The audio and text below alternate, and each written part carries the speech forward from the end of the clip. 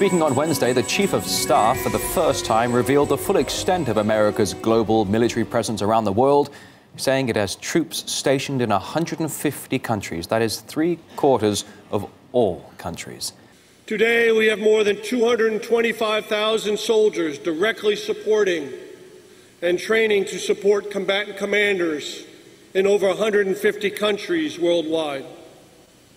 And we have nearly 60,000 additional soldiers deployed to meet current contingency requirements. When responding to a crisis, the U.S. is quick to commit forces, but it seems to be really slow at getting them out. Regardless of how the crisis develops, once it sets up a presence, the U.S. just does not hurry to pack and leave.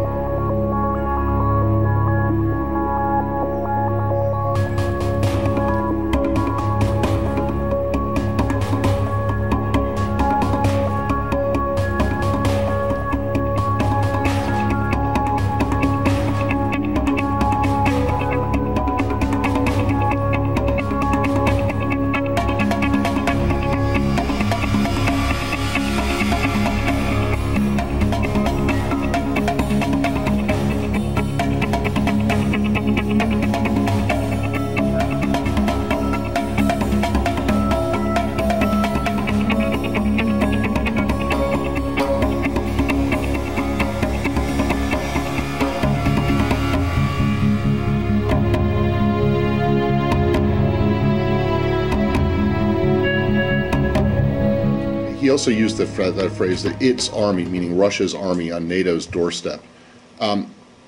Why is that?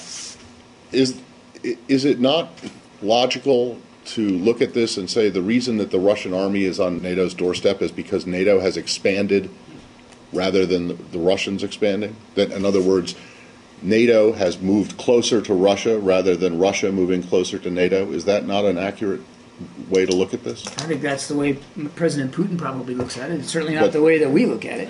You don't think that NATO has expanded eastward toward Russia? NATO has expanded. Okay. And if NATO has moved east, the reason that the Russian army is closer or on NATO's doorstep is because NATO moved. Not NATO is not an anti-Russia alliance. NATO is a security alliance. Unfortunately, for 50 years, it was an anti-Soviet alliance. So do you not understand how, or can you not even see how the Russians will perceive it as a threat?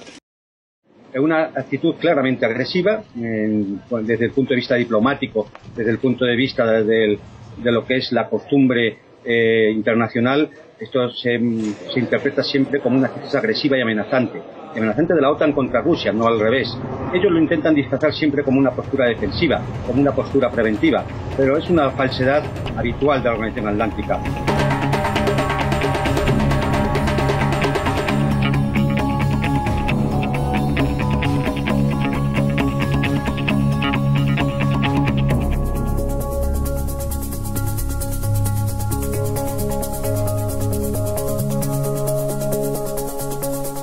Y un alarmante documento del Pentágono revela sus planes para una gran guerra mundial.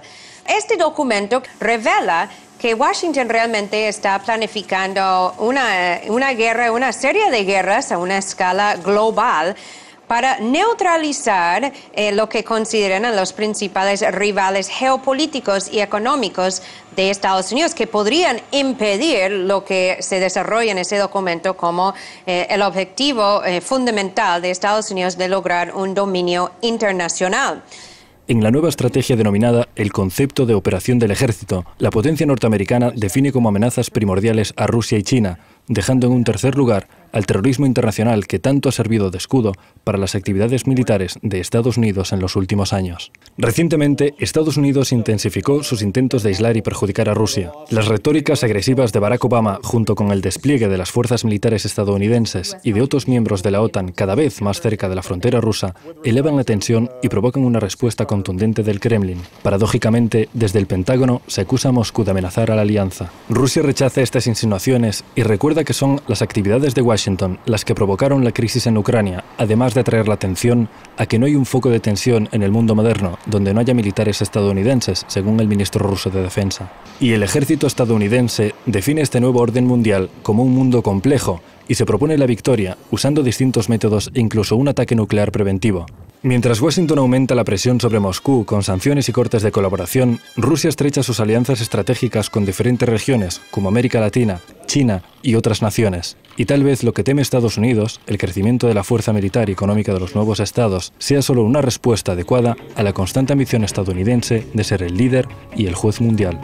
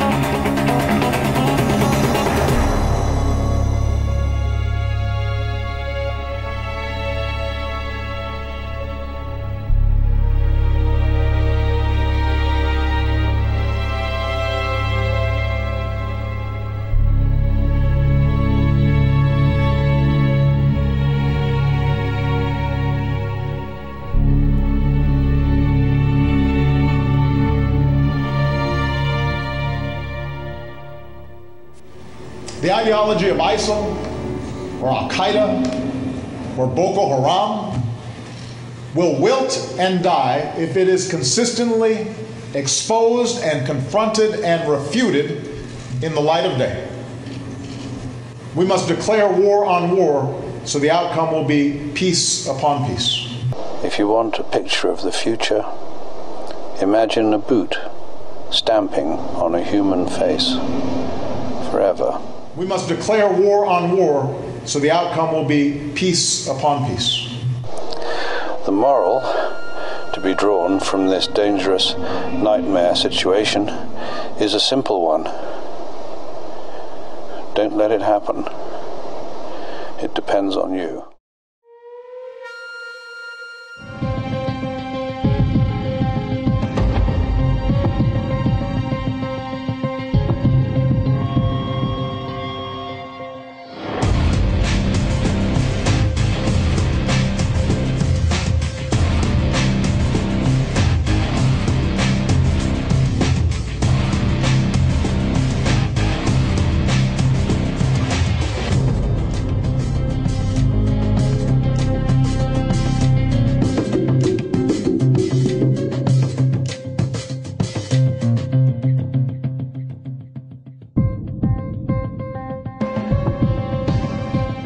Where the rise of ISIS is mainly about a brand change. Sometimes as it happens in marketing, we get to see exactly the same principle within the geopolitical games that have been in play for a while now, especially since the end of the Cold War. And the Al-Qaeda brand began wearing off. And that brand now has been changed to ISIS. ISIS is what is the U.S. media and the propaganda creators from behind the media decide to create. I mean, tomorrow or 3 months from now, we will start hearing another name that we've never heard of. And within a month, they can make that the world's greatest or the most dangerous threat.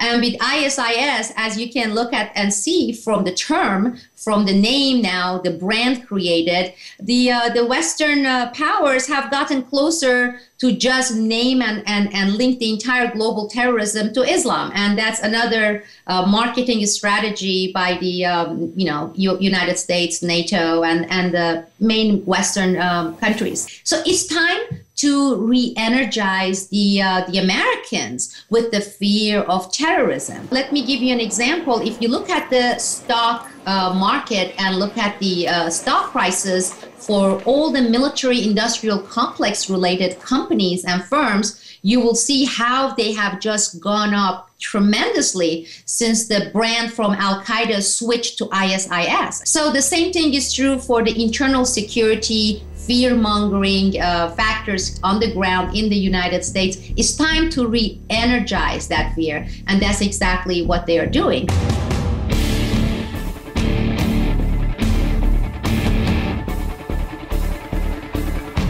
This is going to be a long-term campaign. There are not quick fixes involved. We're still at the early stages. As with any military effort, there will be days of progress and there are going to be periods of setback. Obama pledged to continue bombing the militants in Syria and Iraq, but admitted that Islamic State can't be defeated by airstrikes alone. There's no mention of any plans for a ground operation. If they can't win the war through bombing, which they can't, they will escalate, and that will eventually mean ground troops.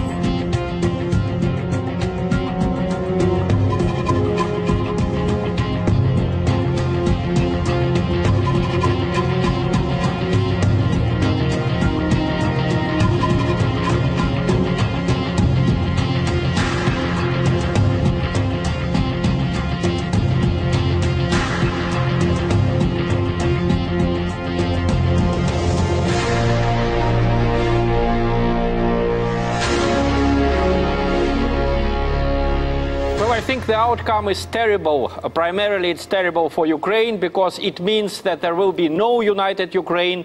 Donbass will not return to a country where it is not in any way represented, even in the parliament, not to speak of the government. As for the Western press, I would single out two mainstream lines of lies in their reports. The first lie is that there are no Nazis in the Ukrainian parliament now. That's not true. A lot of Nazis went through individual constituencies, such as the leader of the right sector, Dmitry Yarosh, and even more Nazis went into the Rada via several right-wing parties, such as the People's Front, which got most of the votes. It's called, the Party of War, even by independent analysts. So this is totally untrue when they say that Nazis didn't get in.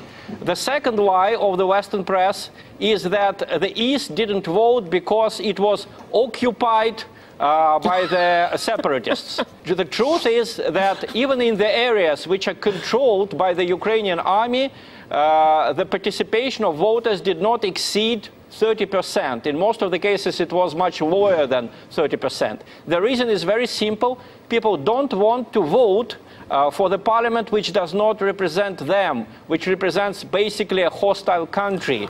Well, I think it's still a tragic situation because Russia did not want Ukraine to fall apart.